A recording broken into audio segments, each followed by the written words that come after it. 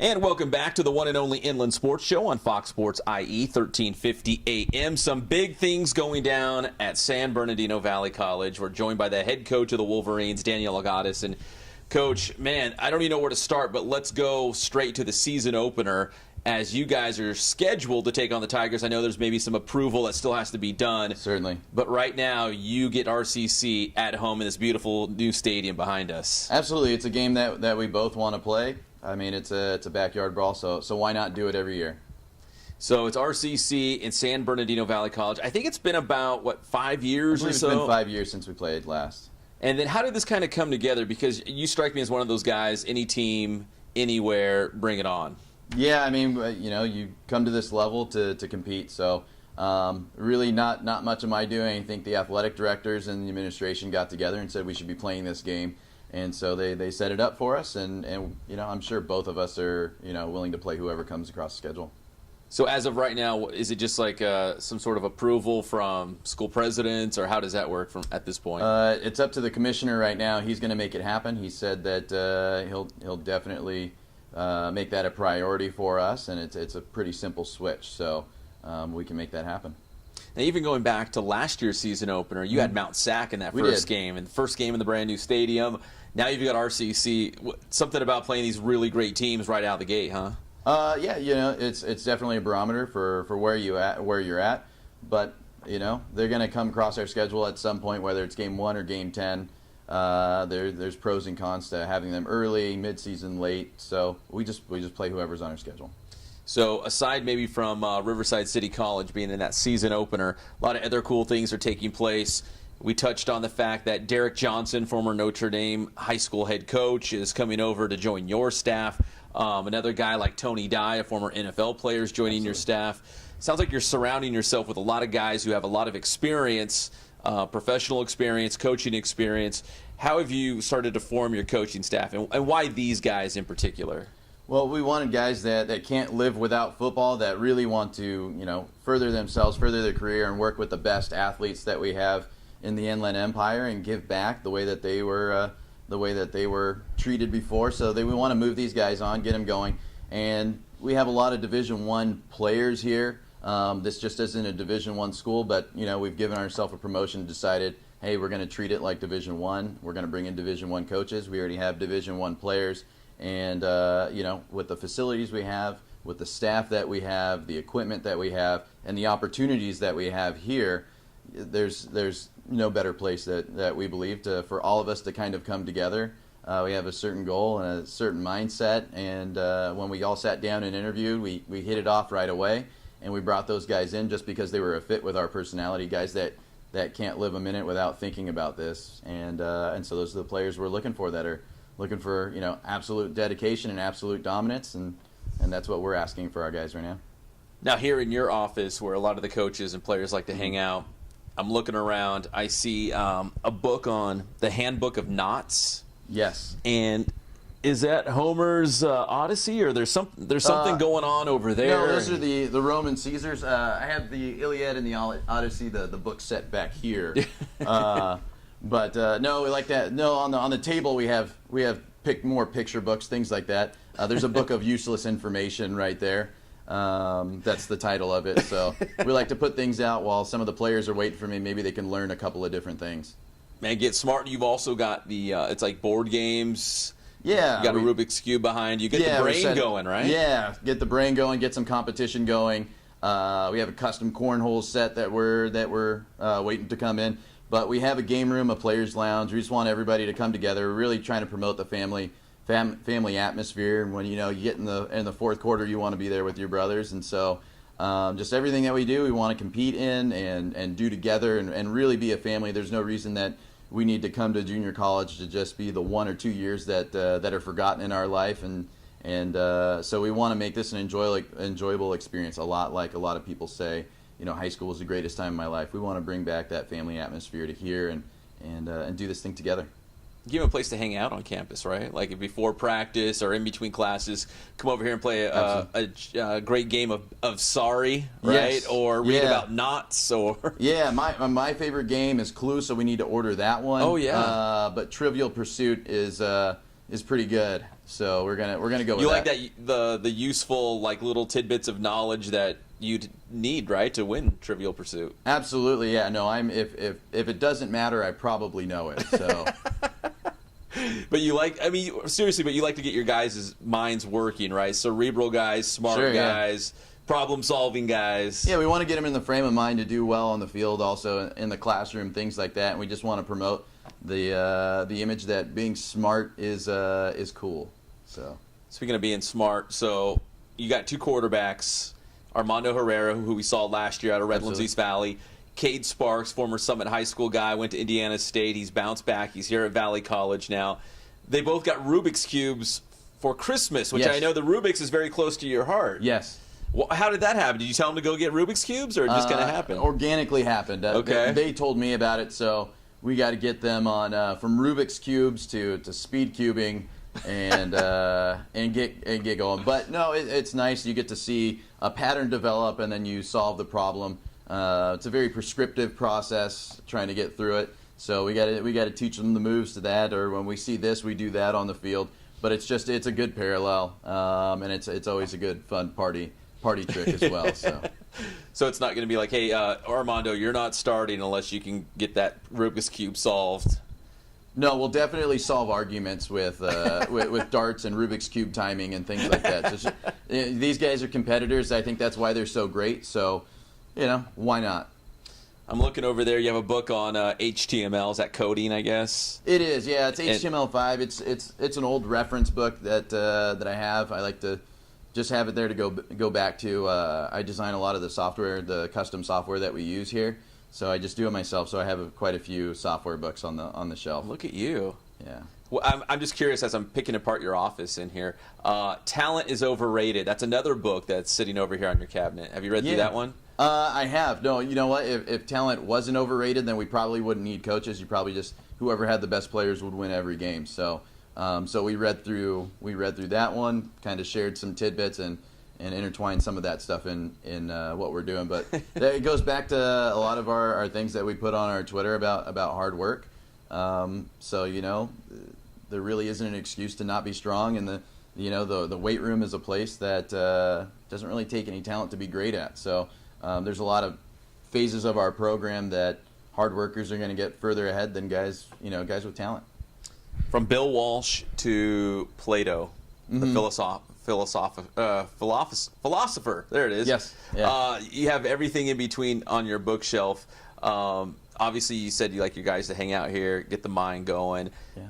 This is January. I know it feels like summer, but it's January here in Southern California. What are you doing right now to get ready for, let's assume it's going to be RCC, that first game? Yeah, we go out, we warm up, we send them through the stairs on a nice little warm up. We do some team conditioning, and then we're working out.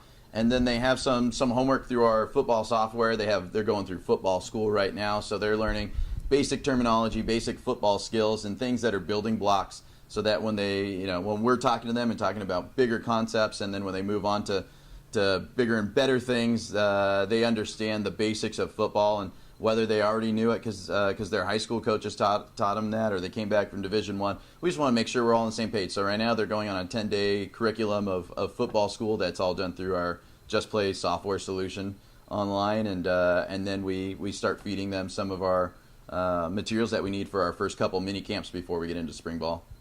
We're talking with San Bernardino Valley College head football coach Daniel Algattas here on the Inland Sports Show on Fox Sports IE 1350 AM. We mentioned Cade Sparks, former Summit High School quarterback. He was D1 at Indiana State, the Sycamores, right? Yeah, Sycamores. Sycamores. What's he meant to this program as he's coming back? I know he just got here. He's the new kid on the block. But I remember him from Summit, big, tall. He reminded me of Peyton Manning, a pure pocket passer. What has he meant to be an addition, I guess you would say, to the Wolverines team? Absolutely. When we bring in guys, we're looking for a certain mold, especially at the quarterback position. Just like we have with Armando, Cade's also just a great leader, a ferocious competitor. And then we look at the skill set and say, does that fit within our offense? And then we customize the offense based on the personnel we have. I think most coaches will tell you they do that. So I mean, that's what we like to drop back. We like to throw the ball, do those things. If you were mobile, we'd do more mobile things. And then we look for players to surround them to do those things. But with the receivers that we have coming back and the receivers that we have coming in, dropping back and throwing the ball is something that we can still do from time to time, as well as run the ball and play action. So, but we like to throw the ball and get the ball to as many guys as possible and help them get as many scholarships as possible out of this program. Yeah, speaking of those receivers and some of the new ones that you were alluding to, C.J. Harris, a Redlands East Valley guy, Tyrone Gassaway, I believe he's at, University of Idaho, the Vandals? Does that sound right? He went to Chaffee. Or Chaffee? Yeah. Oh, he did? Okay. I think he might have signed with them out of I believe so, yeah, he signed. But anyways, Gassaway, C.J. Harris, just a couple of the new guys that are coming into San Bernardino Valley College.